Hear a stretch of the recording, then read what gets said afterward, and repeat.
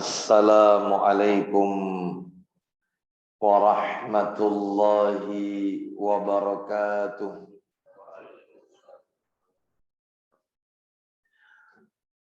Alhamdulillahi hamdan katsiran thayyiban mubarakan fi kama yuhibbu rabbuna wa yarda.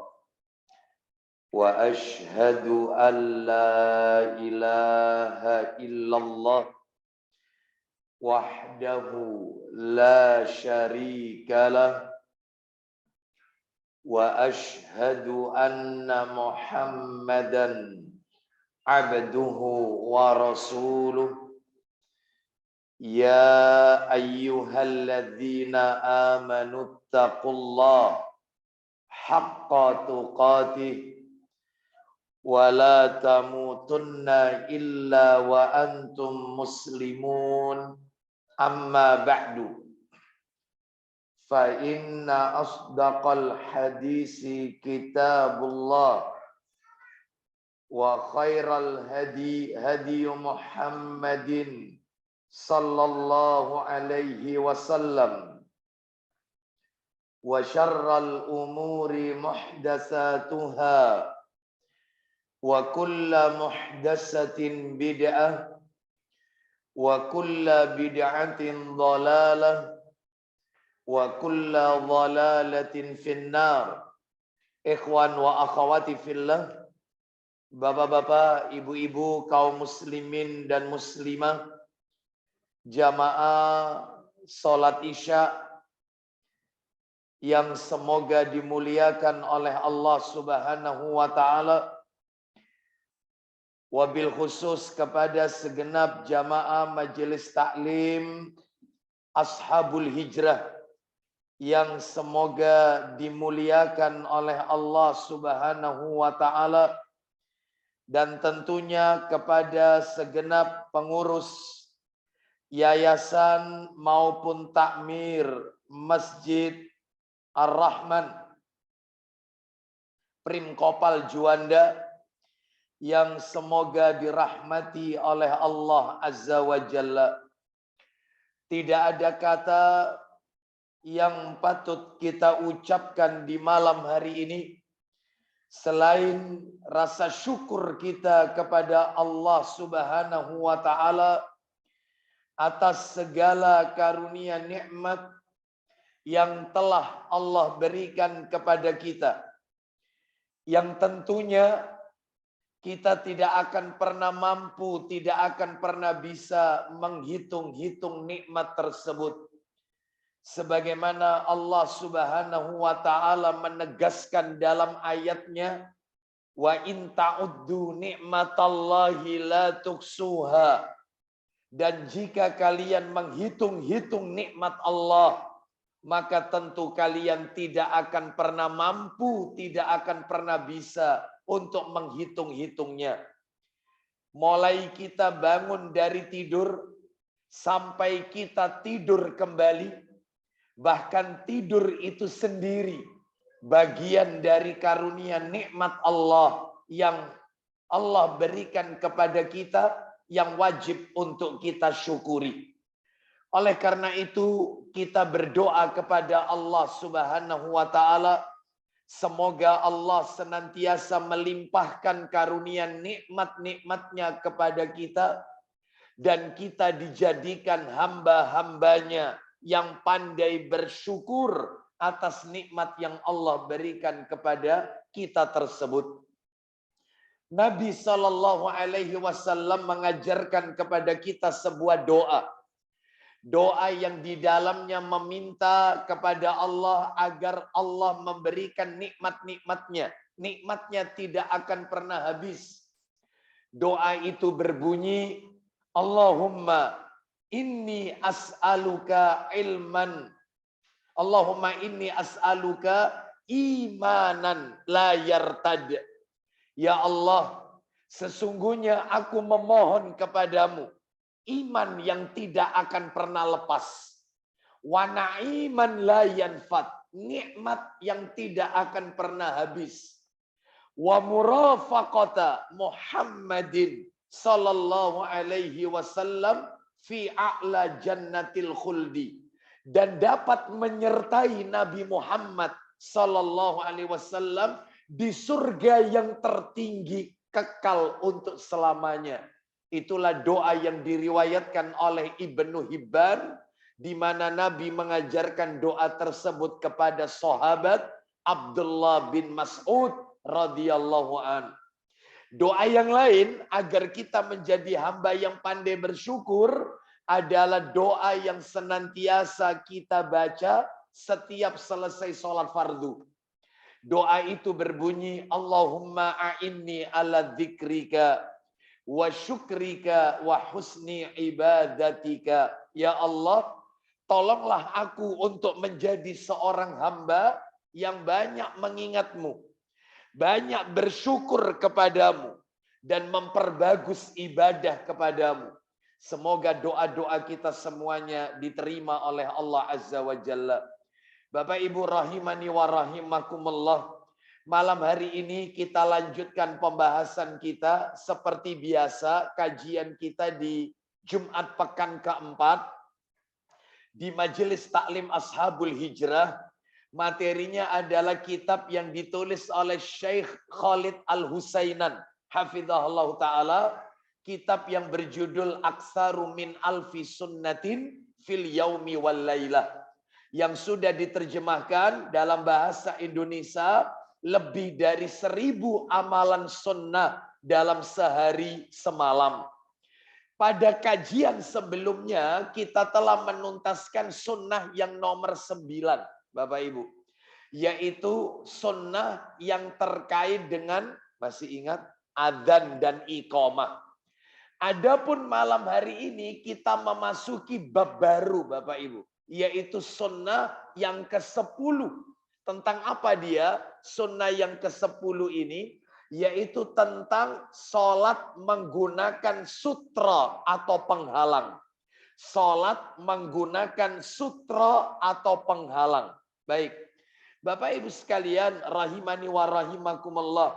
Sebelum kajian kita ini melangkah lebih jauh, maka sebagai kata pengantar atau muqaddimah, saya ingin mengingatkan kepada diri saya dan kepada para jamaah bahwasannya di antara sekian banyak sunnah-sunnah Nabi Sallallahu Alaihi Wasallam yang sudah mulai luntur di tengah-tengah kaum muslimin, sunnah-sunnah yang sudah mulai ditinggalkan oleh sebagian kaum muslimin, sunnah-sunnah yang asing di tengah-tengah kaum muslimin, sampai ada buku judulnya yaitu Sunanu Qallal Amalu Biha. Itu materinya adalah artinya sunnah-sunnah yang ditinggalkan, sunnah-sunnah yang jarang dilakukan oleh kaum muslimin, sunnah-sunnah yang mulai asing di telinga kaum muslimin. Itu ada bukunya. Dan materi itu kami sampaikan di Masjid Pondok Mutiara Sidoarjo ba'da subuh itu ya. Jadi di antaranya sunnah yang asing itu adalah yang tengah kita bicarakan malam hari ini, yaitu menghadap sutra ketika sholat. Sutra yang dimaksud di sini adalah bukan kain sutra, tetapi penghalang atau pembatas. Jadi tentunya harapan kita mudah-mudahan materi yang singkat malam hari ini memberikan pencerahan kepada kita semua, khususnya saya, untuk mengingatkan kembali betapa pentingnya kita sholat menggunakan sutra. Kenapa? Sutra ini adalah disyariatkan, Bapak Ibu. Makanya malam hari ini, sebelum materinya itu nanti kita bagi beberapa bagian, supaya enak belajarnya, maka saya izinkan terlebih dahulu, saya akan menyampaikan satu hadis Nabi, yang hadis ini kaitannya erat sekali dengan pembahasan kita, yaitu sutra. Lalu kita mencoba untuk mengupas pelajaran apa yang terkandung dalam hadis tersebut. Nah, setelah itu tuntas baru masuk materi. Yaitu nanti kita lihat sutro itu apa, hukumnya memakai sutro itu apa, terus apa saja yang boleh kita jadikan penghalang di depan kita sholat, itu macamnya apa saja. Banyak nanti Bapak Ibu. Ya, terus apa saja yang tidak boleh kita letakkan di depan kita saat kita sholat. Dan itu nanti setelah mukaddimah ini. Baik, saya akan bacakan sebuah hadis, kita dengarkan bersama. Satu hadis Nabi yang diriwayatkan oleh Imam Muslim berkaitan dengan materi kita. Tolong dibuka Sahih Muslimnya. Nomornya 460. 460. Nomornya 460. Tapi itu nomor cetakan terjemahan Bapak Ibu. Kalau nomor aslinya di kitab Sahih Muslim asli, nomornya 510. Lah yang kita bawa karena cetakan terjemahan, nggak apa-apa. Cuman beda penomoran, isinya sama. Yaitu dari sahabat Abdullah bin As-Samit radhiyallahu an. Kami bacakan dulu, siap? Pak Thoiban sudah ketemu ya? 460. Kita dengarkan baik-baik Bapak Ibu sekalian hadisnya. An Abdullah bin As-Samit radhiyallahu an Abi Dzarrin radhiyallahu an qala qala Rasulullah sallallahu alaihi wasallam idza qama ahadukum yusalli fa innahu yasturuhu idza kana baina yadayhi mislu akhiratir rahli fa idza lam yakun baina yadayhi mislu akhiratir rahli fa innahu yaqta'u salatahu al-himar wal mar'ah wal kalbul aswad. Silakan baca Pak Thoiban. Dari Abdullah bin Samit radhiyallahu an, dari Abu Dzar katanya. Abu Dzar radhiyallahu an juga doakan. Iya. Iya. Rasulullah sallallahu alaihi wasallam bersabda. Apa isi sabdanya? Apabila kamu hendak sholat. Apabila kalian hendak melakukan sholat, lanjut. Sebaiknya kamu membuat semacam pancang di hadapanmu. Sutro atau penghalang pancang di hadapanmu. Lanjut. Yang dapat menghalangi kamu sedang sholat. Teruskan. Jika aling-aling itu tidak ada di hadapanmu, maka dikhawatirkan sholatmu akan putus oleh imam. Satu. Jadi ulang lagi ya. Di sini disebutkan oleh Nabi sallallahu alaihi wasallam, maka jika aling-aling itu tidak ada, ya tidak ada sutra seperti kayu, ya muakhiratir rahli itu adalah seperti kayu yang tingginya itu seperti pelana kuda, tingginya itu segitu, ya. Kalau tidak ada, maka sholatnya akan terputus oleh tiga hal. Yang pertama kata Nabi yang bisa memutus sholat, perhatikan, yang bisa memutus sholat kita. Tiga hal. Satu, al-himar, keledai. Terus, al-mar'ah, wanita. Terus, dan yang ketiga, wal kalbul aswad, anjing hitam. Yang bisa memutus sholat itu tiga. Nanti kita bahas ini penjelasannya. Yang pertama himar, keledai. Yang kedua adalah wanita. Yang ketiga adalah anjing hitam. Apa pertanyaannya Abdullah bin As-Samit radhiyallahu an kepada Abu Dzar radhiyallahu an? Aku bertanya. Apa kata Abdullah bin Samit radhiyallahu an? Hai Abu Dzar. Hai Abu Dzar, lanjut. Apakah bedanya anjing hitam dengan anjing merah? Baik, apa bedanya kok disebut anjing hitam? Kenapa tidak disebut anjing merah? Anjing yang lainnya maksudnya, warna lain. Lanjut, jawaban Abu Dzar radhiyallahu an.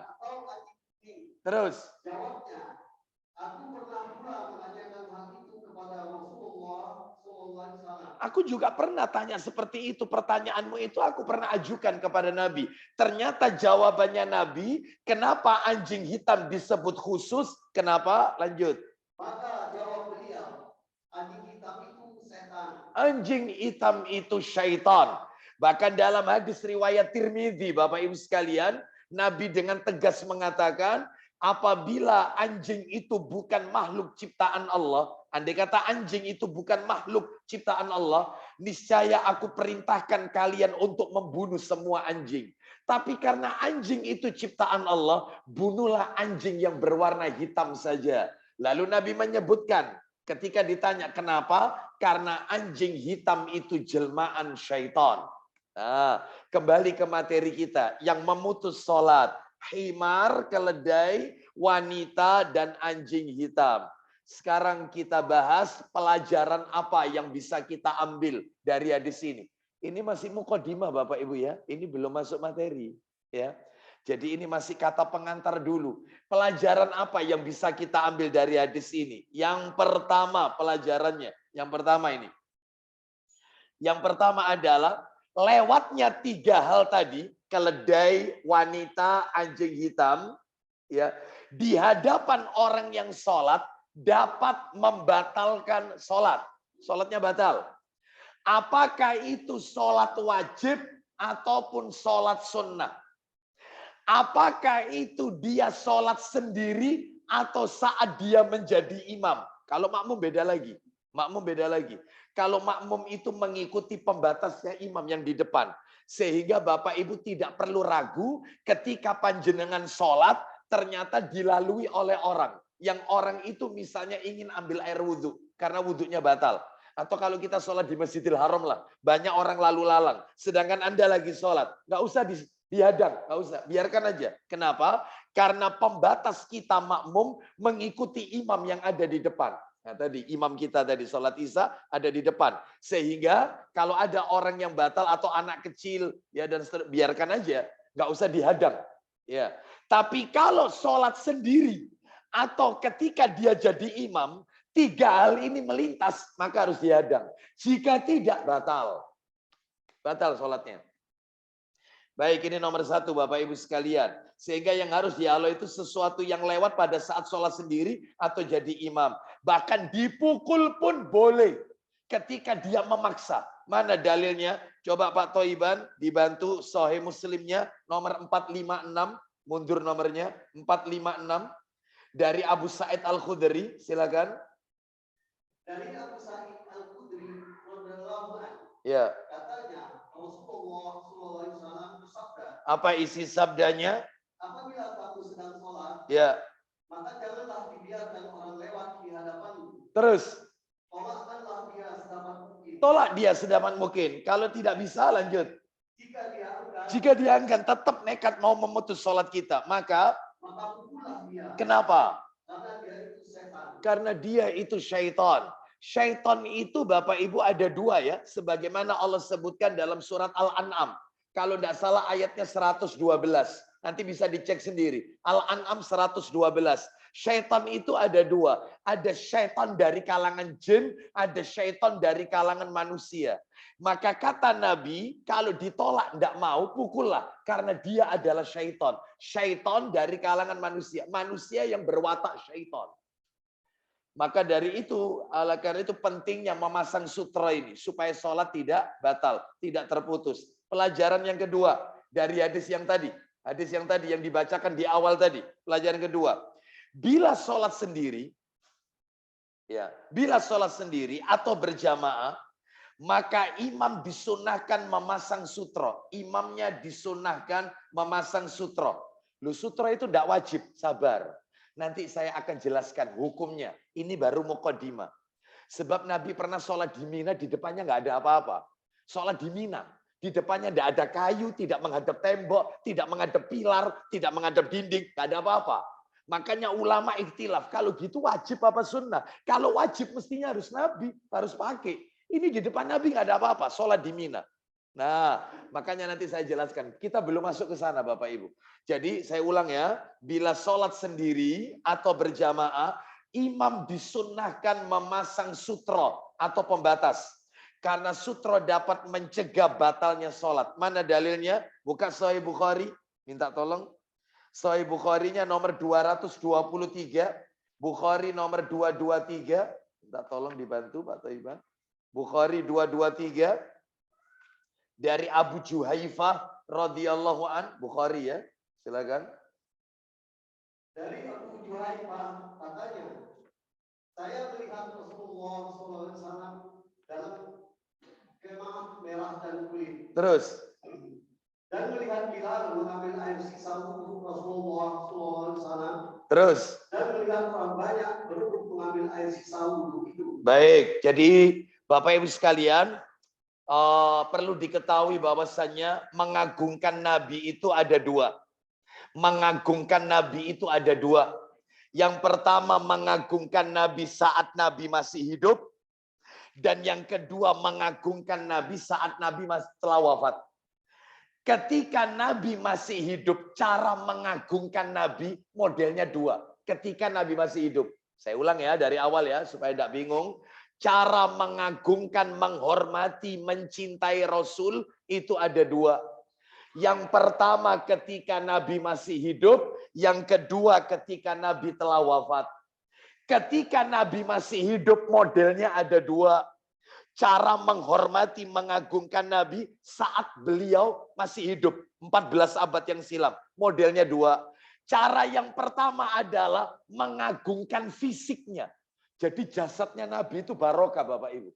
Sayang kitabnya tidak saya bawa. Kemarin saya jelaskan di pengajian di Kebraun. Bahwasanya Bapak Ibu sekalian, fisiknya Nabi itu barokah. Contohnya barusan dibaca oleh Pak Thoiban. Sisa air wudhunya Nabi itu dijadikan rebutan. Bahkan dalam hadis mereka itu hampir berkelahi memperebutkan sisa air wudhunya Nabi. Nabi pernah tidur di rumahnya Ummu Sulaim. Ibunya Anas bin Malik radhiyallahu anhu, Ummu Sulaim. Yang nama aslinya adalah Rumaisah. Ibunya Ummu Sulaim radhiyallahu anha. Ketika Nabi tidur, Ummu Sulaim yaitu memperhatikan ternyata alas tidur Rasul menggenang keringat beliau. Maka segera Ummu Sulaim mengambil kain, lalu kemudian diusap kain tersebut, lalu diperas oleh Ummu Sulaim. Nabi tanya, ini riwayat Muslimin, Sahih Muslimin. Nabi tanya, apa yang kau lakukan, hai Ummu Sulaim? Aku mengambil keringat Anda, wahai Rasulullah, sebagai campuran parfumku. Keringatnya Nabi ini wangi, dijadikan ngala berkah. Tak jadikan campuran parfumku, karena wangi. Itu Rasul. Keringatnya Abu Aslam. Waduh. Saya nanti ngomong panjenengan, nanti tidak enak saya. Wis saya aja lah, kan gitu ya. Bapak Ibu sekalian, ini dialap berkah keringatnya Rasul. Bahkan dalam riwayat yang lain, redaksi lain sama, Ummu Sulaim juga. Cuman beda redaksi. Kalau tadi dijadikan campuran kering, apa ini parfum, sekarang di Ummu Sulaim meletakkan botol di bawah tempat tidur, yaitu Ummu Sulaim. Karena Nabi tidur di rumahnya Anas bin Malik sesekali. Ternyata Ummu Sulaim meletakkan botol itu untuk sebagai wadah keringatnya Nabi. Nabi tanya, Anda akan kaget kalau dengar hadis ini. Nabi tanya, apa yang kau lakukan? Maka Ummu Sulaim radhiyallahu anha menjawab, aku jadikan keringatmu yang ada di botol ini sebagai campuran air minumanku. Keringatnya Nabi itu diminum, Mbak. Bu, barokah keringatnya Nabi ini. Ludahnya Rasul, bahkan kata Urwah. Kitabnya ada Sahih Bukhari. Kitabnya ada Sahih Bukhari. Sebentar sambil saya ingat-ingat nomornya. Hadis dari Urwah. Urwah menceritakan Nabi itu kalau meludah atau mengeluarkan riak, riak atau ludah, dan jatuh di tangan salah seorang sahabat, diusapkan di mukanya. Sahabat. Ngalah berkah sama riak ludahnya Rasul. Itu Rasul masih hidup. Model sekarang jangan aneh-aneh deh pakai baca-baca. Jangan aneh-aneh. Kiai kah, Gus kah, Habib kah, kadzab, dusta. Nggak ada. Anda bukan Rasul. Anda bukan Nabi. Lu anak cucu Rasul, Ustaz. Memangnya kenapa kalau anak cucu Rasul? Memangnya kalau anak cucu Rasul terus pasti dijamin masuk surga? Lah. Tetap sholat. Percuma ngomong anak cucu Rasul kalau syirik. Cuma. Bapak Ibu sekalian, oleh karena itu maka kembali ke materi kita, Rasulullah SAW itu diagungkan fisiknya. Ada lagi. Rasul keluar dari Masjid Nabawi, itu seluruh pelayan Masjid Nabawi antri. Antri sambil membawa wadah, yang wadah itu ada airnya. Tujuannya apa? Setiap sholat subuh, mereka itu antri untuk mendapatkan celupan tangannya Rasul. Karena itu barokah. Ini bukan ponari, ini bukan. Bukan. Kalau ponari tidak ada barokahnya. Tangannya Rasul barokah, dicelupkan. Ya. Bapak Ibu sekalian, ada Rasul kalau potong rambut ini, seluruh sahabat itu tangannya ada di bawah. Mereka tidak membiarkan satupun helai rambut Rasul yang jatuh kecuali di tangan sahabat.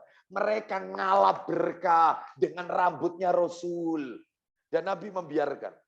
Itulah bentuk mengagungkan Rasul, fisiknya Rasul berkah. Dibiarkan sama Nabi. Tetapi terus model yang pertama, yang kedua mereka ada waktu Nabi masih hidup. Model yang kedua selain fisiknya diagungkan, yang kedua taat, tunduk, patuh, sami'na wa ata'na dengan perintah Rasul. Nggak ada satupun yang membantah. Sekarang. Dan mereka tidak pernah bertanya kenapa. Enggak. Karena apa yang diucapkan Rasul itu wahyu. Nggak mungkin Rasul berdusta. Sehingga mereka melakukan apa adanya. Itu mereka sahabat, makanya mereka termasuk orang-orang yang diridhoi oleh Allah Azza wa Jalla. Bahkan kita disuruh mengikuti jejaknya para sahabat. Baik, kalau Rasul sudah wafat. Nah, sekarang kan Rasul sudah wafat. Bentuk mengagungkan beliau tinggal satu saja Bapak Ibu, cuman satu. Apa itu? Mengikuti, mengagungkan sunnah-sunnahnya. Salah satunya ini sutra, ataupun yang lain. Makan tangan kanan, minum tangan kanan. Ini sunnah Rasul. Kita tumbuh suburkan. Pakai sandal kaki kanan, pakai baju dimulai tangan kanan, pakai celana dimulai kaki kanan, masuk toilet kaki kiri, keluar toilet kaki kanan, masuk masjid, terus itu semuanya. Ya, termasuk pembahasan kita ini, ya ini adalah membicarakan sunnah-sunnah Rasul. Salah satunya yang tengah kita bicarakan ini, masalah sutra. Ayo kita agung-agungkan. Jangan dilupakan. Contoh, siwak. Saya mau tanya, ada di antara panjenengan yang bawa kayu siwak? Ada? Ada yang bawa siwak. Atau ditaruh di mobil deh. Bawa tapi nggak sekarang, nggak dibawa di sini. Tapi di mobil atau di jok kendaraan. Bawa kira-kira? Ada. Jarang. Mungkin ada 1, 2. Padahal itu sunnah Nabi yang tidak bisa terganti dengan pasta gigi. Karena pasta gigi butuh air, butuh tempat untuk gosok. Sedangkan siwak nggak butuh tempat, nggak butuh air. Dimanapun bisa. Mau sholat. Bahkan Aisyah ditanya, pekerjaan apa yang pertama kali Nabi lakukan kalau masuk rumah? Setiap masuk rumah. Kata Aisyah, siwak. Bersiwak. Nabi mau wafat minta siwak. Nabi mau wafat. Nabi mau wafat minta siwak. Bersiwak, bersugi. Mau wafat ini. Ayo di antara kita, ada bawa siwak, ya tumbuh suburkan. Katanya cinta sama Rasul. Jangan sekedar klaim doang, tapi ya betul-betul diamalkan. Salah satunya ini sunnah Rasul. Wong masalah sutra, masalah siwak aja. Apa ini ndak paham atau kadang-kadang ndak dilakukan? Lah kok terus pengen poligami terus, heran saya. Sunnah Rasul poligami. Kamu bahas siwak? Enggak. Iki dhisik lakonono. Iya. Poligami. Sunnah Rasul, Ustaz. Sunnah Rasul. Aduh. Ya. Itu Bapak Ibu sekalian. Ya, kita lanjutkan. Terus Pak Tahiban, teruskan. Lanjutkan ceritanya. Silakan. Siapa yang memperoleh air itu agak sedikit disatukannya ke badannya. Terus. Dan siapa yang tidak mendapatkan sedikit dua pun diambilnya dari basah tangan kawannya. Terus.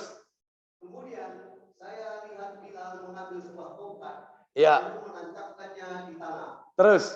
Dan Nabi SAW datang berpakaian merah sambil menyingsingkan dengan bajunya. Terus. Nabi SAW sholat berjamaah 2 rakaat. Terus. Saya lihat orang dan ternak lalu di sebelah tongkat. Jadi Nabi sholat menghadap ke tongkat itu. Sedangkan banyak hewan-hewan ternak itu lalu lalang di balik tongkat itu. Dibiarkan karena nggak memotong sholat. Panjenengan tadi dengar ya, Nabi sholat pakai baju apa tadi? Merah. Sedangkan dalam hadis yang lain ada hadis larangan pakai baju merah. Kenapa kok kontradiktif? Sebenarnya tidak kontradiktif Bapak Ibu. Ulama beda pendapat. Ada yang mengatakan yang nggak boleh merah itu adalah merah yang mencolok. Merah yang mencolok, ada yang mengatakan demikian. Tapi saya nggak pilih pendapat ini. Saya pribadi loh ya. Itu ada lagi yaitu merahnya itu merah, yaitu merah polos. Itu yang nggak boleh. Kecuali kalau merahnya itu bukan merah polos, ada garis. Atau misalnya merahnya merah polos, tapi di sini ada hitamnya atau warna lain. Sehingga tidak menimbulkan kesan polos. Nah itu nggak apa-apa. Yang nggak boleh itu full merah. Nggak ada warna lain kecuali semuanya merah. Ada yang mengatakan demikian. Tapi saya pribadi, saya mengambil pendapat, yaitu sebagian ulama yang mengatakan merah yang dimaksud di sini adalah merah hasil winter. Yaitu hasil daripada celupan. Nah, dicelup. Yang asalnya warna apa, lalu kemudian dicelup. Kecuali kalau dari dasar kainnya, dari awal beli, itu sudah merah, maka nggak apa-apa. Tetapi untuk kehati-hatian, jangan mencari yang merah polos. Itu aja sudah. Cari warna yang sedikit, mungkin ada sedikit garis hitam atau apa. Ada warna lain lah. Nah, kurang lebih seperti itu. Kita lanjutkan, Bapak Ibu sekalian, yang nomor 3 sekarang penjelasannya. Penjelasannya ini ya, penjelasan. Nomor 3, kembali ke materi kita dari hadis yang awal tadi. Bapak Ibu sekalian, hukum berjalan dalam sholat untuk mencari sutro. Ada orang ketika sholat, seperti saya tadi. Saya tadi di depan saya itu ada jamaah kita. Ketika di tengah-tengah zikir, beliau beranjak untuk berpindah tempat. Atau mungkin punya hajat yang lain. Sehingga di depan saya kosong. Lalu saya dibantu. Saya ucapkan jazakumullah khair kepada beliau yang telah membantu saya. Yaitu meletakkan kotak itu tadi di depan saya tadi. Itu kata Syekh bin Baz. Saya lanjutkan. Saya teruskan ini. Fatwanya Syekh bin Baz. Rahimahullah. Dalam fatwa Nurun ala Darbi. Beliau berkata. Orang yang kehilangan sutro di depannya. Maka sebaiknya dia tetap di tempat sholatnya. Dan tidak bergeser, tidak melangkah ringan, maju ke depan atau ke kanan atau ke kiri. Itu jauh lebih utama. Nggak usah melangkah. Sebab saya masih ada beberapa orang itu di depannya itu kehilangan sutro, dia maju ke depan. Selangkah 2 langkah, mendekati sutro depannya lagi. Atau geser ke kanan karena kanannya ada orang. Maksudnya supaya ada sutro. Kata Syekh bin Baz rahimah, nggak perlu. Karena nggak ada tuntunannya. Nggak ada dalil yang menjelaskan itu. Ya, yang penting dari awal kita sudah pasang sutro. Ternyata sutronya itu hilang atau mungkin lepas. Ya, maka dalam hal ini misal nih panjenengan datang, ada orang lagi duduk berzikir, Anda sholat di belakangnya, Anda nggak perlu bilang sama dia, Pak jangan kemana-mana ya, nggak usah, biarin aja dia duduk zikir, biarin aja, Anda sholat. Ketika Anda berada di pertengahan sholat, orang itu beranjak pergi. Anda nggak perlu maju ke depan, ke kanan atau ke kiri. Ini fatwanya Syekh bin Baz loh ya. Rahimahullah. Karena apa? Karena itu lebih utama. Karena nggak ada tuntunannya menggerakkan geser ke kanan atau ke kiri. Nggak ada dalilnya. Nah itu ya. Wallahu a'lam bishawab. Ini ada dalam fatwa Nurun ala Darbi. Ya, itu kalau mau buka di websitenya, yaitu www.binbas.org.sa/, yaitu fatwa nomor 14.420. Syekh bin Baz rahimahullah. Kita lanjutkan, yaitu pelajaran yang nomor 5. Pelajaran nomor 5. Bagi orang yang sholat di masjid, yang ramai lalu lalang, banyak orang yang melakukan sholat, dan banyak orang yang lalu lalang, misalnya Masjidil Haram. Orang yang sholat di masjid, yang masjidnya itu ramai lalu lalang. Mondar, mandir, dan seterusnya. Ya, maka, yaitu sebagian ulama Maliki, dalam kitab Mausu'ah Fiqhiyah Kuwaitiyah, memberikan rincian. Nah ini, rinciannya Bapak Ibu ada 3. Rinciannya ada 3, perhatikan. Terutama bagi mereka yang sholatnya itu di dekat pintu keluar. Nah itu, dekat pintu keluar. Maka rinciannya begini, jika orang yang sholat tidak sengaja, sholat di tempat orang-orang lewat, dia tidak tahu kalau itu pintu keluar. Dan masjid itu tidak banyak pintu keluarnya. Akses keluarnya cuma itu tok. Lah dia tidak paham. Dia sholat di situ dan dan terdapat celah yang memungkinkan bagi orang yang lewat untuk tidak lewat di depan orang yang sholat, maka orang yang lewat tadi berdosa, sedangkan yang sholat tidak berdosa. Karena dia nggak tahu. Dia tidak tahu. Yang kedua, jika orang yang sholat sudah tahu dan sengaja sholat di tempat itu, lalu lalangnya orang, sedangkan tidak ada celah yang memungkinkan untuk lewat selain melewati orang yang sedang sholat, maka keduanya berdosa. Jadi kalau kita sholat, kita tahu pintunya cuma di sini. Kita sengaja sholat di situ. Kita nggak cari tempat yang lain. Dia sengaja sholat di situ. Terus kemudian dia dilewati orang, maka dan sedangkan tidak ada jalan lain, ya pintu lain, maka dia yang sholat dosa, yang lewat juga dosa. Sama. Yang nomor 3, jika orang yang sholat tidak sengaja di tempat orang-orang lewat dan tidak ada celah untuk lewat, maka boleh lewat dan keduanya tidak berdosa. Ya, jadi kalau orang yang sholat, ya orang yang sholat itu dia tidak sengaja dekat pintu keluar. Lalu kemudian yaitu tidak ada jalan lain kecuali cuman itu. Maka dalam hal ini yang sholat tidak berdosa, yang memotong sholat tidak berdosa. Ya, karena tidak ada akses jalan lain kecuali itu. Dan orang ini tidak sengaja. Dari awal dia nggak tahu kalau pintunya cuma satu di sini. Paham sampai di sini ya? Jadi seperti itu rinciannya. Sekarang yang nomor berapa sekarang pelajarannya? Nomor 5 ya. Nomor 5 pelajarannya dari hadis yang tadi. Nomor 5. Wanita, keledai, dan anjing hitam. Ya. Jika wanita, keledai, atau anjing hitam lewat di depan orang yang sholat, sedangkan orang yang sholat tersebut sudah memenuhi syarat. Sudah memenuhi syarat ini. Apa memenuhi syarat? Dia mencari tempat yang aman, tidak di pinggir pintu keluar. Ya, dia orang ini sholatnya sudah ngadep tembok, sudah dekat dinding atau pilar. Ya, terus kemudian dia pun juga berusaha menghadang orang yang lewat di depannya. Namun tetap lolos 3 ini, salah satu 3-nya, maka sholatnya tidak batal. Jadi kalau ada orang sholat, dia sholat nggak di pinggir pintu keluar. Dia maju ke depan. Atau misalnya agak ke sini maju ke depan. Terus di depannya juga sudah dinding, pilar, sudah. Terus kemudian setiap ada orang lalu lalang, sudah dihadang. Ternyata masih lolos juga. Wanita lewat, maaf ada keledai lewat, ada anjing lewat. Sholatnya tidak batal. Sebab dia sudah berusaha. Sudah dekat sutro, ya, nggak di dekat pintu keluar, ya supaya tidak dilewati orang, ya. Dan seterusnya, bahkan kalau ada beberapa orang sudah dihadang, ternyata masih lolos juga. Berarti nggak batal sholatnya. Karena dia sudah berusaha. Nomor 6. Nomor 6. Tidak batal sholatnya jika yang lewat di depannya anak perempuan yang masih kecil. Sebab ada ibu-ibu tanya, saya ini sholat Ustadz, anak saya perempuan itu mesti di depan saya. Saya sudah geser ke kiri, dia tetap di depan. Nah terus bagaimana? Apa batal sholat saya? Tadi katanya yang membatalkan sholat, memutus sholat, keledai, wanita, dan anjing hitam. Lah anak saya ini perempuan. Maka yang dimaksud wanita di sini adalah wanita yang sudah haid. Sedangkan wanita yang belum haid tidak membatalkan sholat. Jadi termasuk putri, ibu-ibu, itu kalau di depan, ibu-ibu lagi sholat, dia seliwar. Ya, ibu sudah hadang, dia nggak putus sholatnya. Sholatnya nggak putus. Karena dia belum haid. Mana dalilnya? Pak Toiban minta tolong Abu Dawudnya. Nomor 703. Abu Dawud 703. Abu Dawud 703 dari Ibnu Abbas radhiyallahu anhu dia berkata, yaqta'us salatul mar'atu al-haidhu wal kalbu. Silakan Pak Taiban 703. Silakan.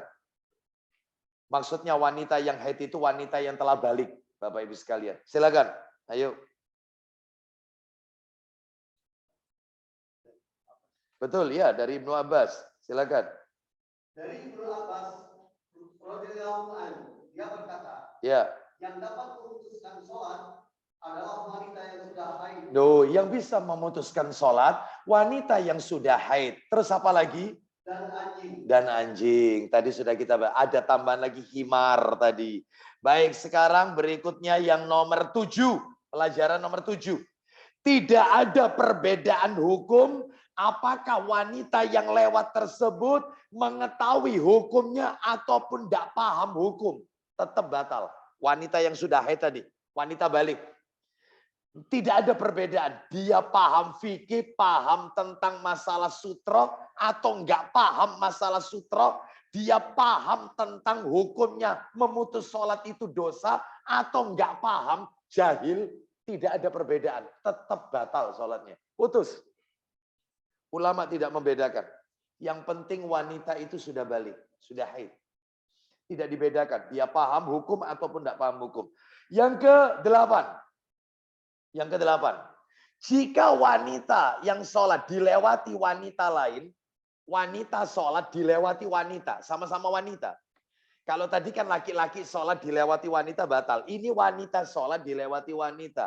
Maka sholatnya tetap batal jika ia tidak memenuhi syarat di atas. Kecuali kalau memenuhi syarat, sudah menghadap ke tabir, maksudnya hijab depan ini, ibu-ibu sudah. Terus sholatnya ibu-ibu tidak di pinggir pintu keluar, ya. Terus ada beberapa orang yang mau melewati Anda sudah hadang. Ternyata ada wanita lain tetap lolos. Anda tidak batal karena memenuhi syarat. Tapi kalau tidak memenuhi syarat, batal sholatnya. Sholatnya batal. Ini yang ke-8. Yang ke-10, lewatnya keledai. 10 ya? 9. Lewatnya keledai di hadapan orang yang sholat dapat membatalkan sholat. Keledai. Sama saja, apakah keledai besar, keledai kecil, keledai jantan, atau keledai betina. Keledai hitam ataupun keledai putih. Karena hadisnya umum, tidak jelaskan. Yang penting keledai membatalkan sholat. 9. 10. Anjing hitam sekarang. Anjing hitam. Yang bisa membatalkan sholat. Orang yang mengerjakan sholat. Memutusnya ini ya. Sama saja, apakah anjing hitam itu besar ataupun kecil. Adapun anjing yang selain warna hitam tidak membatalkan sholat. Pernah pada waktu itu di YouTube, di masjid kemasukan anjing. Ya, jadi pernah lihat ya, di masjid sholat berjamaah anjing lewat, masuk masjid. Anjing itu warnanya coklat. Ya. Apakah harus diulang? Enggak, karena dia bukan berwarna hitam. Jadi anjing selain warna hitam tidak membatalkan sholat. Karena anjing hitam itu jelmaan syaitan. Makanya panjenengan kalau punya tetangga, punya anjing hitam, minta izin dulu sama tetangga. Berdasarkan sabda Rasul, Pak, kita disuruh membunuh anjing hitam. Lah kebetulan anjing panjenengan warnanya hitam, saya mau membunuh. Kira-kira ya apa kira-kira? Ya. Bapak, tunjukkan sahih Muslimnya. Ini Pak, sahih Muslimnya. Nah, itu tunjukkan caranya ya. Baik, anjing hitam. Tidak ada warna lain kecuali hitam di tubuh anjing itu. Kita lanjutkan. Yang ke-11. Yang ke-11 adalah, terakhir ini, sampai 11 ini, semua hukum-hukum syariat mengandung hikmah.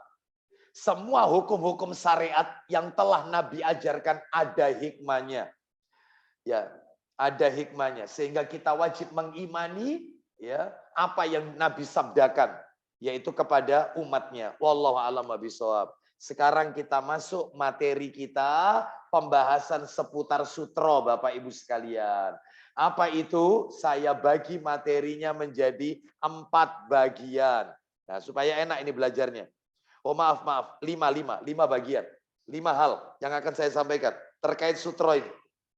5 poin. Yang pertama, definisi sutra. Apa itu sutra? Sutra ialah, itu 1. Yang kedua, hukum menghadap sutra. Sholat menghadap sutra. Wajib atau sunnah. Nah, nanti kita bahas ini. Ini nomor 2. Nomor 3, apa saja yang bisa menjadi sutra? Kalau nggak salah nanti totalnya itu ada 8, Bapak Ibu. Ada 8 hal yang bisa kita jadikan pembatas sholat. Nah, nanti silakan boleh dipilih kalau kita sholat. Ini pembahasan nomor 3. Materi nomor 4. Pembahasan nomor 4 ini. Nomor 4. Apa saja yang, apa saja yang tidak boleh atau tidak bisa dijadikan sutra? Apa saja yang tidak boleh, tidak bisa dijadikan sutra? Kalau nggak salah nanti ada 4 yang nggak boleh dijadikan sutra. Ya, nggak boleh. Termasuk Quran, mushaf. Ada itu saya pernah lihat di masjid, ada mushaf. Dia itu cari kayu di masjid itu nggak ada. Akhirnya ada mushaf itu diambil, terus diginikan sama dia, diberdirikan. Dia sholat menghadap Quran itu. Nggak boleh. Nggak boleh. Iya, seperti itu. Lah nanti ada 4 yang nggak boleh itu nanti. Ya, nanti kita bahas. Yang terakhir, yang kelima, jarak kita dengan sutra. Berapa jaraknya? Jadi kalau kita mau menancapkan sesuatu, naruh sesuatu, itu harus tahu. Supaya tidak terlalu panjang, ya, nggak terlalu maju ke depan, ya. Itu berapa jaraknya kita dengan sutra itu. Nah, baik, kita akan bahas satu persatu. Apa tadi yang pertama tadi? Definisi sutra. Definisi sutra. Yang pertama adalah, ya, Definisi sutra yang mohon maaf. Apa itu sutra? Saya bacakan ya. Sutra itu adalah penghalang. Penghalang menurut etimologi, pengertian secara bahasa. Adapun secara terminologi atau definisi syar'i, sutra itu adalah segala sesuatu yang berdiri di depan orang yang sedang sholat.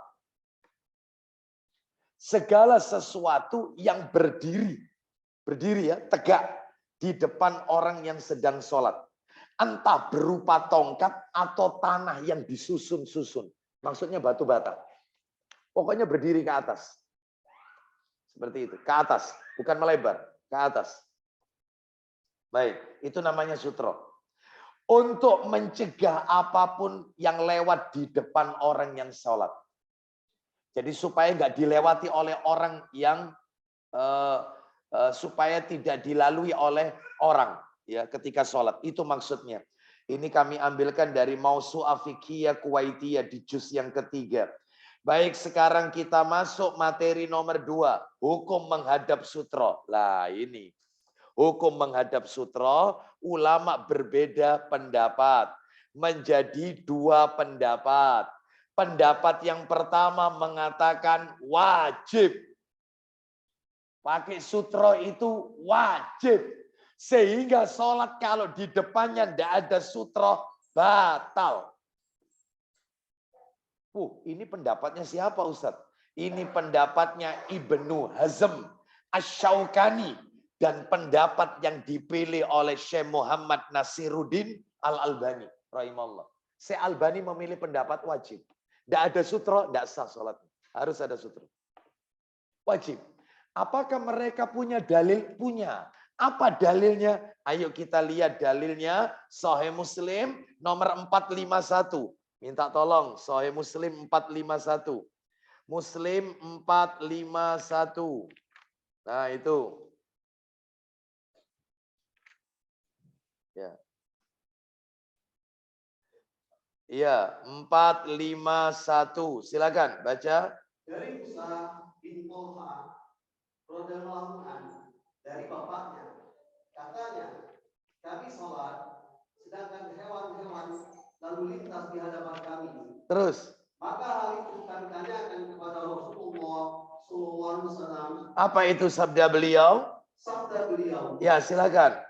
Letakkanlah semacam pancang. Jelas sekali. Terus? Atau batas di hadapanmu. Maka apa yang lewat di balik pancang itu tidak akan mengganggu sholatmu. Baik, ini menunjukkan perintah. Karena Nabi menyuruh, letakkan semacam pancang di hadapanmu. Aling-aling, sutra. Supaya tidak mengganggu sholatmu. Itu perintah. Sedangkan hukum asal perintah itu wajib Bapak Ibu.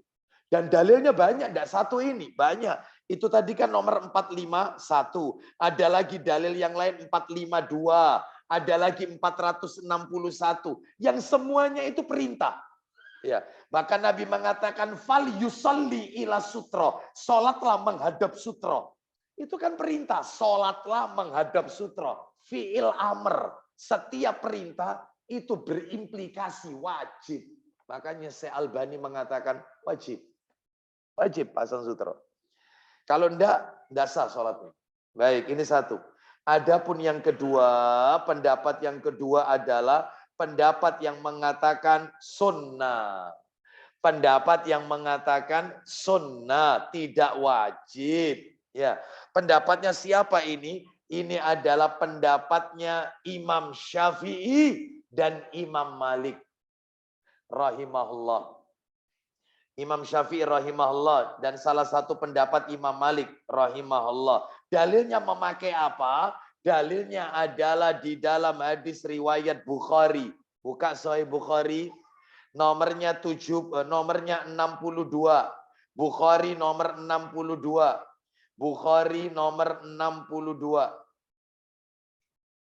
Sahih Bukhari nomor 62.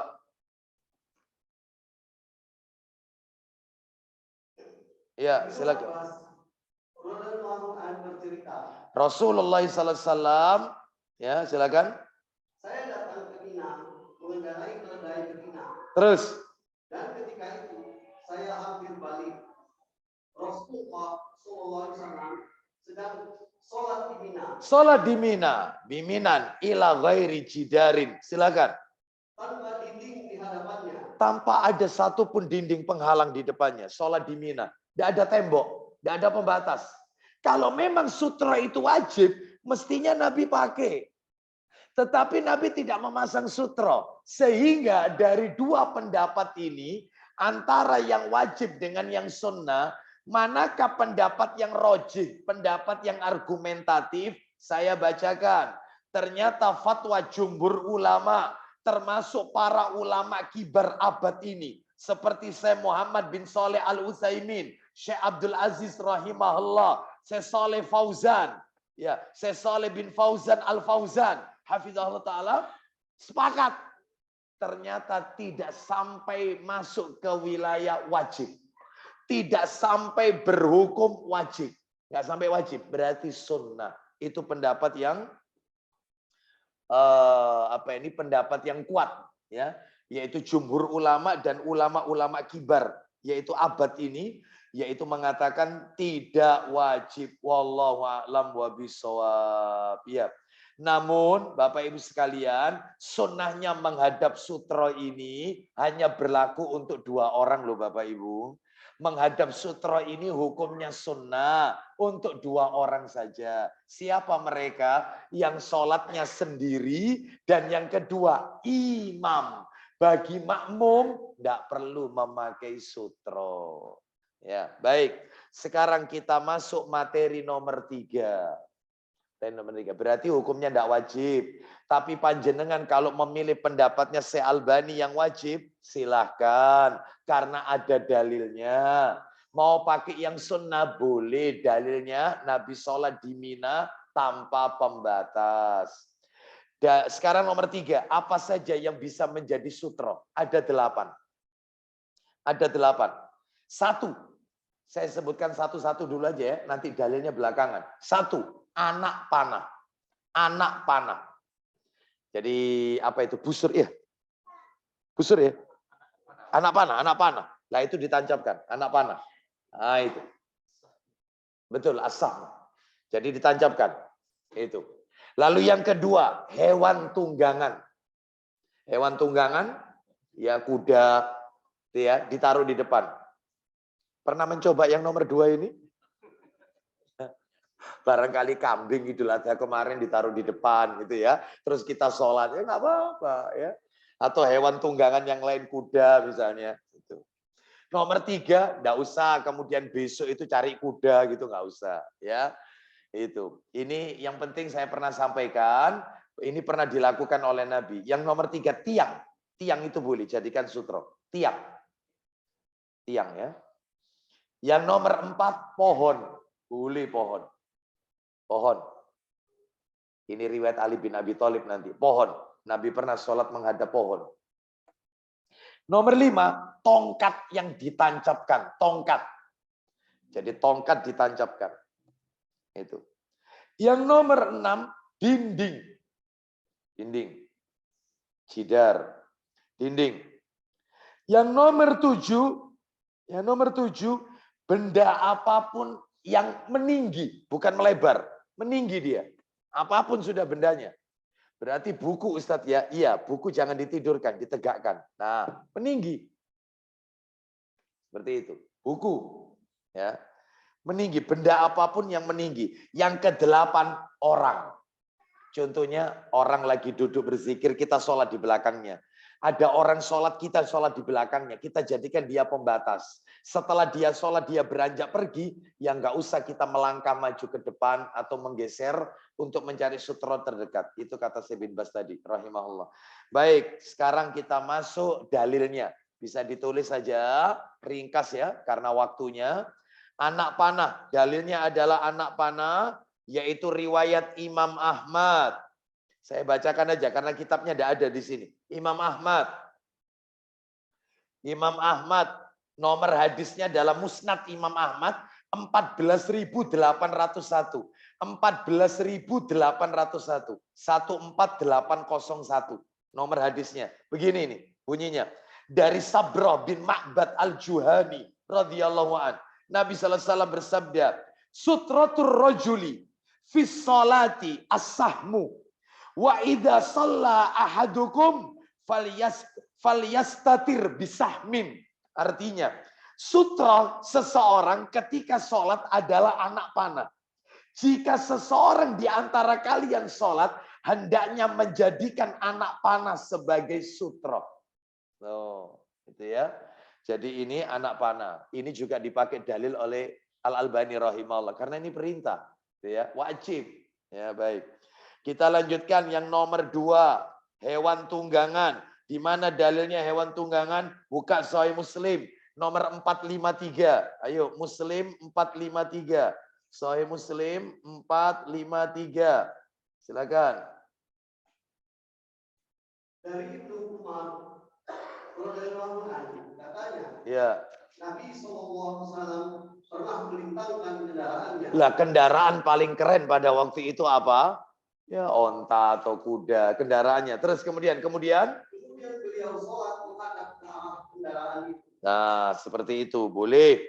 Kita lanjutkan, yaitu yang penting Bapak Ibu catatannya, hendaknya hewan tunggangan yang dijadikan sutra itu diikat dan tidak membuat orang yang sholat terkena najisnya. Yang penting itu.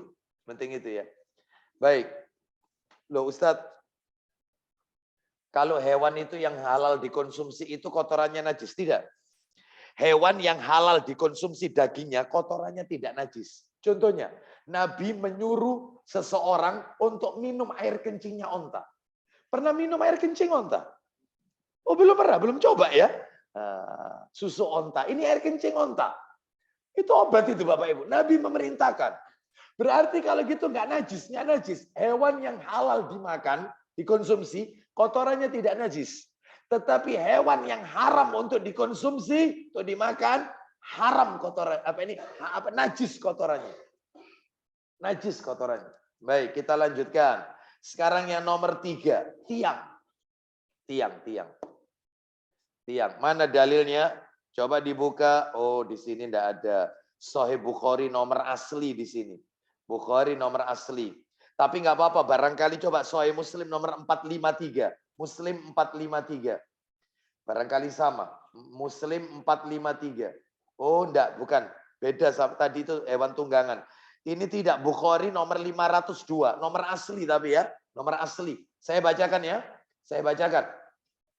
Dari Salama. Bukhari 502. Nomor asli. Salama bin Al-Aqwa radhiyallahu an berkata. Yazid bin Abi Ubaid radhiyallahu an berkata. Kuntu ata ma'a Salama ibnil Aqwa. Fayusalli indal ustuwanati allati indal mushaf. Aku pernah bersama Salama bin Al-Aqwa, lalu ia sholat di belakang tiang yang ada mushaf. Jadi tiangnya itu ada mushafnya. Jadi kan ada di masjid itu pilar masjid yang itu dikasih mushaf. Terus kemudian fakultu ya Aba Muslim araka tataharra as-salata inda hadil ustuwanati. Wahai Abu Muslim, aku melihat engkau sholat di belakang tiang ini. Kenapa? Qala fa inni ra'aitun nabiyya sallallahu alaihi wasallam yataharra as-salata indaha. Aku pernah melihat Nabi sallallahu alaihi wasallam memilih untuk sholat di belakang tiang ini. Jadi tiang boleh tiang. Nomor 4, pohon. Dalilnya adalah riwayat Ahmad dalam kitab Musnad Imam Ahmad. Pohon. Nomor hadisnya 1103. Disahihkan oleh Syekh Ahmad Syakir. Ya. Imam Ahmad dalam musnadnya nomor 1103. Saya baca dari Ali bin Abi Thalib radhiyallahu anhu, dia berkata, laqad ra'aituna lailatal badr wa ma fina insanun illa naiman illa Rasulullah sallallahu alaihi wasallam fa innahu kana yusalli ila syajaratin wa yada'u hatta asbaha. Sungguh aku menyaksikan keadaan kita pada saat malam hari perang Badar. Tidak ada satupun orang di antara kita yang tidak tidur kecuali Rasulullah sallallahu alaihi wasallam. Tidak ada satupun yang tidak tidur kecuali Rasul tidak tidur. Yang lain tidur. Ketika itu beliau mengerjakan sholat menghadap ke sebuah pohon dan berdoa hingga pagi hari. Doa mulai malam sampai pagi. Semuanya tidur. Nabi tok yang berdoa. Dan sholat menghadap, sholat malam ini, tahajud menghadap ke pohon itu. Baik, jadi ini bukan menyembah pohon, tapi ini dijadikan sebagai pembatas. Ya. Nomor 5, tongkat yang ditancapkan. Dalilnya sudah dari tadi ya, Sahih Muslim nomor 452, tongkat yang ditancapkan. Muslim 452. Nomor 6, dinding. Dinding di sini Sahih Muslim 459. Ayo dibaca Pak Thaiban. Sahih Muslim 459-nya, silakan. Dari Sahal bin Sa'ad As-Sa'idi radhiyallahu anhu. Kana baina musalla Rasulullah sallallahu alaihi wasallam. Silakan. Katanya, jarak antara tempat sujud Rasulullah sallallahu alaihi wasallam Dengan dinding kira-kira seekor kambing dapat lewat. Baik, itu nanti jaraknya berapa nanti kita akan bahas. Jadi di situ disebutkan dinding, boleh. 7, benda apapun yang tinggi. Dalilnya Sahih Muslim nomor 461. Muslim nomornya 461. Dari Abu Hurairah radhiyallahu anhu, katanya Rasulullah SAW bersabda, Yaqta'us salata al-mar'atu wal himar wal kalbu wa yaqidzalika mislu muakhiratir rahl. Silakan. yang memutuskan sholat ialah wanita, imam, dan anjing. Karena itu jagalah sholatmu dengan meletakkan semacam pancang. Ya, baik, itu arti yang benar. Arti yang benar begini. Lewatnya wanita, keledai dan anjing membatalkan sholat. Itu dapat dicegah dengan menghadap pada benda yang setinggi mukhiratur rohel. Mukhiratur rohel. Apa itu mukhiratur rohel? Imam An-Nawawi dalam Syarah Sahih Muslim di juz yang keempat, beliau mengatakan mukhiratur rohel itu adalah sesuatu yang tinggi, yaitu tingginya 2/3 hasta. 1 hasta itu ujung jari tengah sampai ke siku. Ini 1. Lah ini 2/3-nya. Jadi kalau sekian 50 cm, ya kurang dikit lah, dikurangi dikit. 2/3-nya. Kurangi dikit. Jadi katanya ulama lagi, setinggi pelana kuda yang diduduki oleh yaitu orang berkuda. Lah itu kalau dinaikkan, ya seperti itulah, kurang lebih tingginya. Itu namanya mukhiratur rohel. Wallahu a'lam bishawab.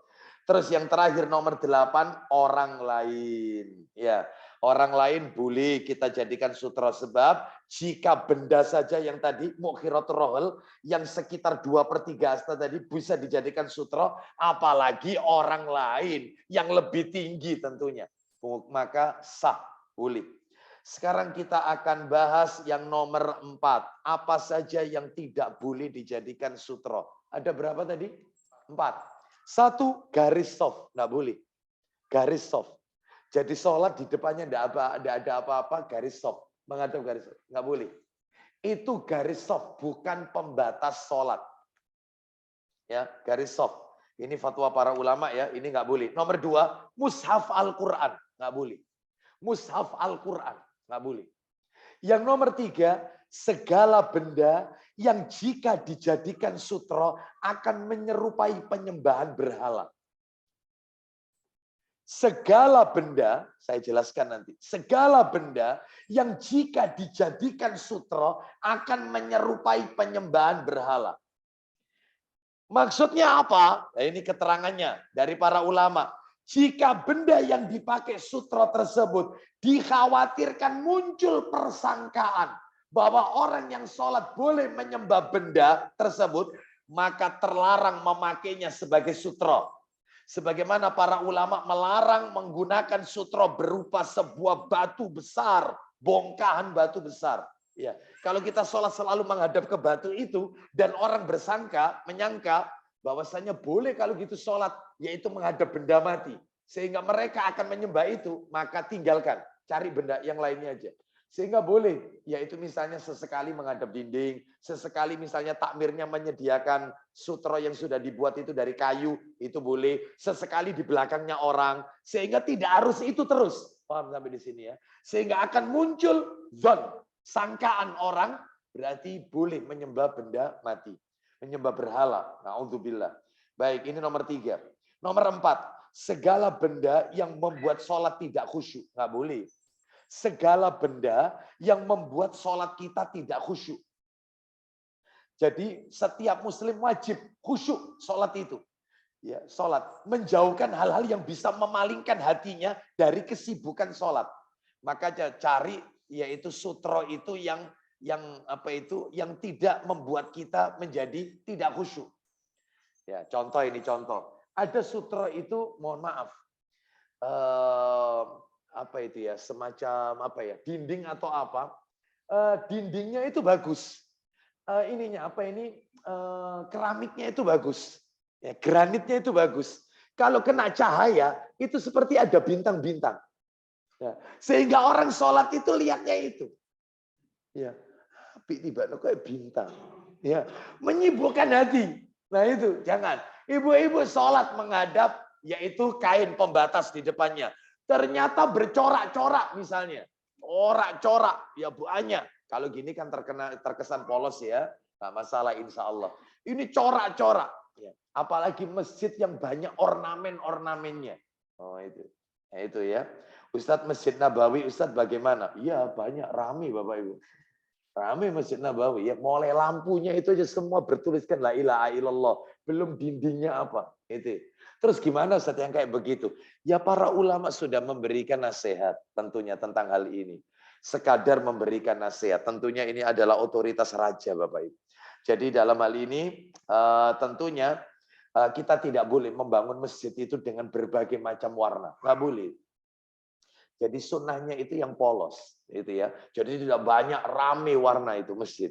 Ya, baik kita lanjutkan. Sekarang yang terakhir jaraknya sutro. Jaraknya sutro adalah, ayo dibaca Sahih Muslim. Oh mohon maaf, Sahih, ya betul Sahih Muslim. Coba Sahih Muslim. Nomornya adalah Bukhari aja deh, Bukhari, Sahih Bukhari aja, Sahih Bukhari. Sahih Bukhari nomornya 290. Bukhari nomor 290. Sahih Bukhari nomor 290. Silakan. Iya, betul. Dari Nafi, muridnya Ibnu Umar radhiyallahu anhu. Silakan. Berita dari Nafi radhiyallahu anhu mengatakan bahwa Abdullah bin Umar Ibnu Umar lanjut. Ketika masuk ke dalam Ka'bah, beliau masuk dalam Ka'bah, sholatnya di dalam Ka'bah ini. Teruskan. Dia terus berjalan di muka dan meninggalkan pintu Ka'bah. Pintu Ka'bah di belakang, terus maju ke depan sampai menghadap dinding batas Ka'bah. Dinding Ka'bah. Terus dia berjalan terus sehingga dinding yang di hadapannya hanya berada lebih kurang 3 hasta darinya. Nah, 3 hasta. 1 hastanya sekian tadi. Ujung jari tengah sampai ke siku. Ini namanya 1 dhira'. Nabi Adam alaihissalam itu tingginya 60 dhira', 60 hasta. 60 begini. Jadi kalau ini 50 cm, berarti kalau 60 hasta, ya anggap ini 50 cm, setengah meter. Berarti ya 30 meter. Tingginya Nabi Adam. Sedangkan Nabi pernah mengatakan bahwasanya penduduk surga itu tingginya seperti Adam, wajahnya Yusuf, hatinya hati Ayub alaihissalam. Ya. Tingginya Adam, wajahnya Yusuf, hatinya Ayub alaihissalam. Itu ada dalam kitab Sahih Targhib wa Tarhib jilid 6. Jadi meskipun kita itu tingginya 165, 170, itu nanti kalau semoga Allah takdirkan kita sebagai penduduk surga ya, maka mengikuti Adam tingginya. Tinggi. Ya, dan tidak usah pangling. Ya. Karena itu semua ketetapan dari Allah Azza wa Jalla. Dan penduduk surga semuanya usianya 33 tahun. Nggak lebih, nggak kurang. Itu 33 tahun. Semuanya. Sekalipun wafatnya usia 80 tahun. Tetap dikembalikan di usia 33 tahun. Dengan wajah seperti Yusuf, hatinya Ayub alaihissalam. Sabar. Semoga kita semua termasuk penduduk surganya Allah Azza wa Jalla. Nah tadi, jarak kita dengan batas tadi Ibnu Umar radhiyallahu an itu adalah 3 hasta. Kalau ini 50 cm berarti berapa meter? 1,5 meter. Sajadah itu panjangnya berapa? Ini berapa ini? Lebarnya ini, lebarnya ini. Iya. Ada 150 ini? 120? 120 ya. Boleh, nggak apa-apa. Secukupnya, yang penting kita bisa pakai untuk sujud. Lebih dipanjangkan lagi, 3 hasta lah kurang lebih. Wallahu a'lam bishawab. Baik, demikian Bapak Ibu, kesimpulannya adalah, sehingga yang pertama saya simpulkan ya, hukumnya sunnah meletakkan sutra. Yang nomor 2, ketentuan sutra ini berlaku untuk laki-laki dan wanita. Yang nomor 3, meletakkan sutra ketika sholat merupakan sunnah Nabi yang sudah mulai punah. Ayo kita tumbuh suburkan. Terakhir, kalau sholat berjamaah, makmum mengikuti imam. Sutra ini berlaku untuk mereka yang sholat sendiri dan yang menjadi imam. Wallahu a'lam wa bishawab. Demikian apa yang bisa kami sampaikan. Semoga menjadi tambahan ilmu yang bermanfaat. Ada yang mau bertanya? Silakan, Pak. Siwa. Kita pernah dengar itu kalau sikat itu pakai tangan kiri. Ya. Ya. Siwa apa seperti itu? Nah, jadi kata para alim ulama, coba buka Sahih Muslim nomor 200. Nomor 200, Pak Thoiban. Muslim nomor 200. Ya. 200 dibuka, sudah dikasih tanda dulu Pak Thoiban. 200. Lalu kemudian setelah itu Pak Thoiban dibuka nomornya 213.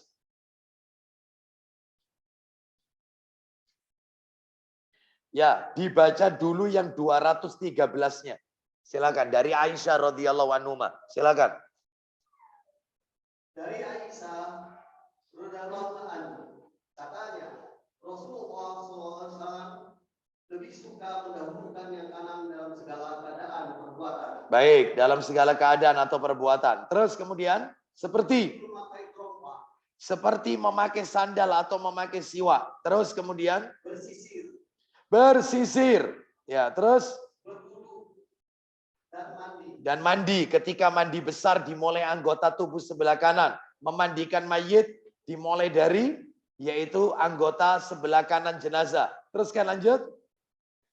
Catatan kakinya baca bawahnya, silakan. Terkecuali Membersihkan kemaluan muka belakang. baik, itu tangan kiri, bagian depan belakang kita. Terus masuk jamban, tangan kaki kiri. Terus Keluar dari masjid. terus Menyapu ingus di hidung. menyapu ingus di hidung. Terus membuka baju. Terus Celana dan sepatu dan sebagainya. baik, Bapak Ibu sekalian. Sekarang saya jelaskan dulu sebelum nomor 200-nya dibaca. Kata para alim ulama, memakai siwak itu tujuannya itu ada 2. Kalau tujuannya itu adalah untuk menjaga kesegaran mulut, supaya bau mulut tidak berubah. Tujuannya cuma itu. Tujuannya untuk menjaga yaitu bau mulut, supaya tidak berubah menjadi yaitu tidak sedap misalnya, terus dijaga, terus digosokkan terus ya, termasuk mengikuti sunnah Rasul tujuannya, maka itu dengan tangan kanan. Tangan kanan. Tetapi kalau tujuannya itu adalah untuk yaitu membersihkan kotoran. Membersihkan kotoran atau makanan yang melekat di gigi. Ya, terselip di gigi. Pokoknya untuk apa ini membersihkan kotoran lah. Maka disunahkan dengan tangan kiri. Jadi lihat tujuannya. Anda memakai siwak tujuannya apa? Yang ngikuti sunnah Rasul, Ustaz. Saya sering memakai ini ya dalam rangka untuk menghindari dari bau mulut atau apa. Tangan kanan itu. Tangan kanan. Tetapi saya memakai siwak ini Ustaz tujuannya untuk mengambil makanan yang terselip atau menggosok gusi dan seterusnya. Karena itu ada makanan yang melekat atau apa. Nah ini tangan kiri. Lah ketika memakai tangan kanan atau tangan kiri, sekarang pertanyaannya, dimulainya dari gigi mana dulu? Ternyata di dalam Sahih Muslim dijelaskan. Baca Pak Thoiban. Sahih Muslim nomornya 200. Nih saya bacakan ya teksnya. Perhatikan. Nanti ada kata-kata yashuz. Yashuz. Perhatikan ya. An Hudzaifah radhiyallahu anhu qala kana Rasulullah sallallahu alaihi wasallam idza qama liyatahajjada yashusu fahu bisiwaki. Nah itu, silakan. Apabila Dari Huzaifah radhiyallahu anhu katanya, ya, apabila Rasulullah SAW bangun untuk sholat tahajud ya, tengah malam, ya. beliau menggosok gigi dengan siwak. Nah, menggosok gigi dengan siwak. Terus apa yang bisa kita ambil? Yasyus. Katanya Imam An-Nawawi di sini ada kalimat yasyus. Artinya menggosok gigi sebelah kanan, gigi kanan secara horizontal dulu, baru vertikal. Itu maknanya yasyus. Jadi menyamping dulu, baru kemudian atas bawah, kanan. Setelah itu ke kiri, horizontal, baru atas bawah. Kalau tujuannya membersihkan kotoran. Kalau tujuannya itu untuk menjaga, yaitu kesegaran mulut, maka dengan tangan kanan. Kanan dulu menyamping, atas bawah. Kiri menyamping, atas bawah. Begitu. Apa manfaatnya ini? Yaitu siwak. Oh banyak. Nih, mumpung saya baca artikelnya Al-Imam Ibnu Qayyim Al-Jauziyah rahimahullah. Tibun Nabawi, pengobatan ala Nabi. Bab tentang siwak. Manfaatnya membersihkan gigi, memperkuat akar gigi, melemaskan lidah yang kaku kalau baca Quran. Itu melemaskan lidah, mencegah gigi keropos, mengharumkan mulut, menjernihkan otak. Karena siwak itu ada cairannya. Itu kalau tertelan, maka bisa menjernihkan otak.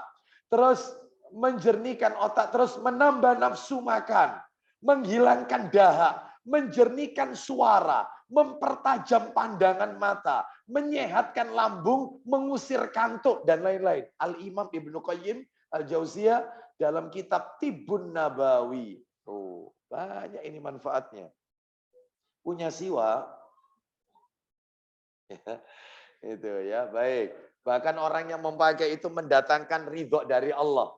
Ridho dari Allah Azza wa Jalla. Di mana Nabi SAW bersabda, kata Nabi, perhatikan manfaatnya siwak ini.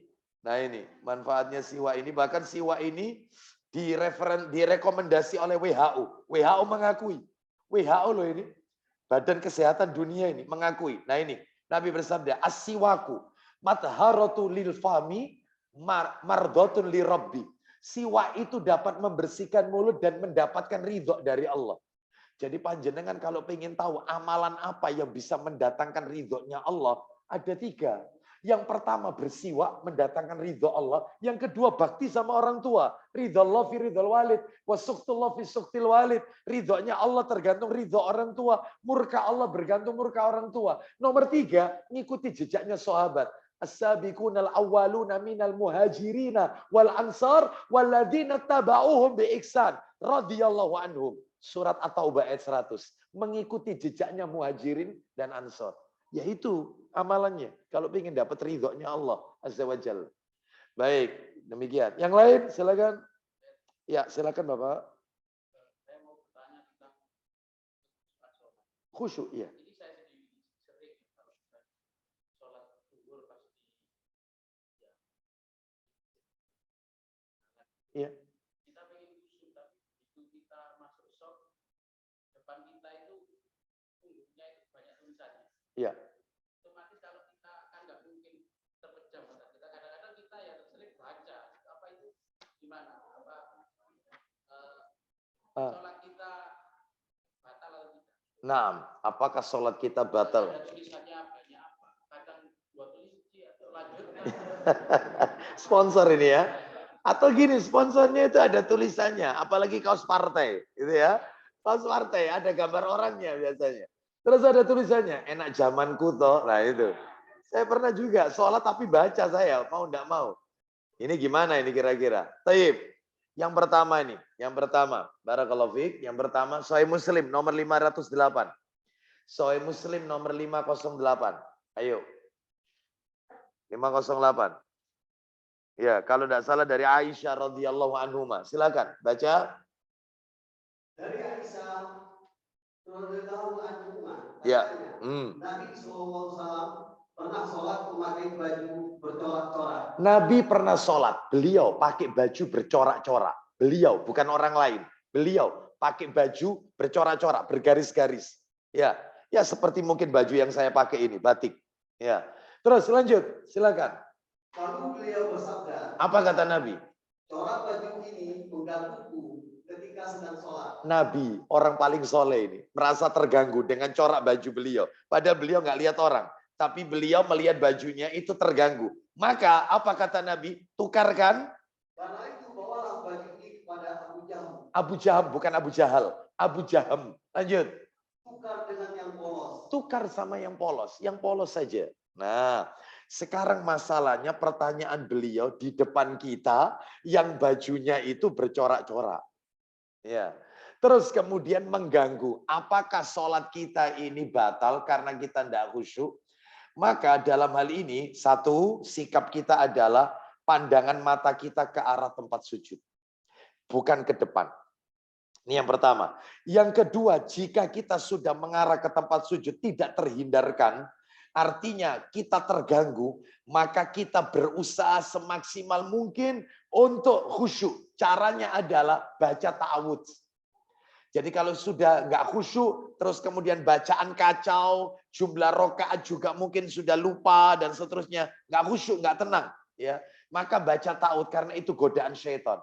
Baca ta'awudz, a'udzubillahi minasyaitonirrajim, terus meludah ke arah kiri 3 kali. Meludah. Ya cukup biasa aja, nggak pakai gek, nggak pakai, ya. Kasihan jamaah di samping ya, bahasa terus, ya. Itu pasti komplain dia, kenapa kok diludahi terus ketika sholat. Bapak Ibu sekalian, nah itu untuk menghindari. Apakah sholatnya batal? Tidak. Tetapi bisa mengurangi pahala sholat.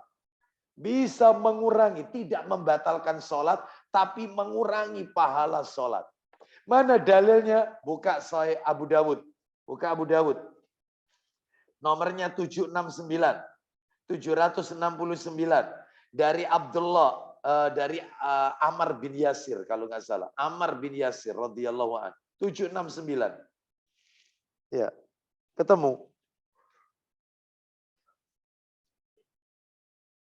769. Ada. Sebelah mana? Oh bukan. 796 coba. 796. Posisinya harus ada sebelah kiri. Dari Ammar bin Yasir. Silakan baca. Dari Ammar bin Yasir radhiyallahu anhu, dia berkata, ya, saya pernah mendengar Rasulullah SAW bersabda, isinya, sesungguhnya seseorang benar-benar selesai sholat, sedangkan pahalanya, tapi pahala sholat yang terdapat baginya hanyalah 1/10 sholatnya. Terus, 1/9, lanjut, 1/8, terus, 1/7, terus, 1/6, terus, 1/5, lalu, 1/4, 1/3, terakhir, 1/2. 1/2-nya. Separuh 50%. Kemana yang lain? Kehilangan pahala. Di antaranya mungkin karena ria, bisa jadi tidak khusyuk, tidak tumaknina, terlalu cepat gerakannya, bacaannya mungkin salah, dan seterusnya. Oleh karena itu tidak membatalkan tapi mempengaruhi pahala. Wallahu a'lam bishawab. Baik, saya cukupkan sampai di sini saja Bapak Ibu. Mohon maaf. Ada di Zoom pertanyaan? Tidak ada ya? Tidak ada, tenang ya di Zoom. Baik, mudah-mudahan menjadi tambahan ilmu yang bermanfaat. Dan semoga Allah menjadikan kita orang-orang yang istiqomah mengikuti sunnah Nabi SAW.